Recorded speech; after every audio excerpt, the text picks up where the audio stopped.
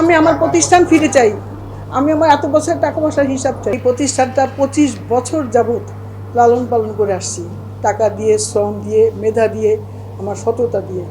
কিন্তু গত 4 বছর আগে একজন জালিয়াতি করে, দুষ্টামি করে, মিথ্যা ভরপুর একটা ডিট করে নেয় আমাকে দিয়ে। এবং সে আওয়ামী লীগের শ্রমিকপন্থী, যে শ্রমিক লীগের একটা সে আহ্বায়ক ছিল। এই কারণে তার ভয়ে আমি আর কিছু বলতে পারতাম না। আমার বাচ্চারাও অত বড় না, বলতে পারি না। কিন্তু সেই 4 বছরে এই ক্লিনিকের যত আয়, যা কিছু, সমস্ত কিছু সে লুটপাট করে নিয়ে গেছে। এরপরে 5ই আগস্টের পরে সেখান থেকে পালিয়ে যায়।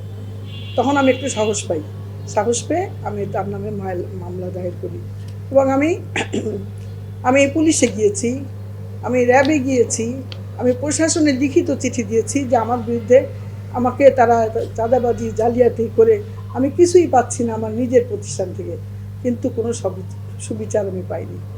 আজকে এই সমস্ত দুঃখের কথাই আপনাদেরকে আমি জানাতে চাই যে তারা এখানে 4 মাস আগে এখানে বিএনপি পন্থী বলে দাবি করে এক ছেলে, তার নাম রুবেল, সে তার কিছু ফলোয়ার নিয়ে এই ক্লিনিকের মধ্যে জোর করে ঢুকে পড়ে। এই রুম ভেঙে রুমের ভিতরে ঢুকে তার আস্তানা করে, এবং রুমের ভিতরে তৎকালীন সময়ে 6,93,000 টাকা ছিল। ওই টাকাটা ছিল, এই টাকাটা লুটপাট করে নেয়, কাউন্টার লুটপাট করছে। আমাকে একটা পয়সাও তো আমি 4 মাসে পাইনি। আমার বাচ্চাদেরকে এখানে ঢুকতেই দেওয়া হয় না। এবং আমি এবং আমার বাচ্চারা মূলত, আপনারা বিশ্বাস করবেন কি না, আমার বাড়ি, আমার ঘর, সব কিছু আমার, কিন্তু আমি এক পয়সাও পাই না। আমি একেবারে জিম্মি হয়ে আছি।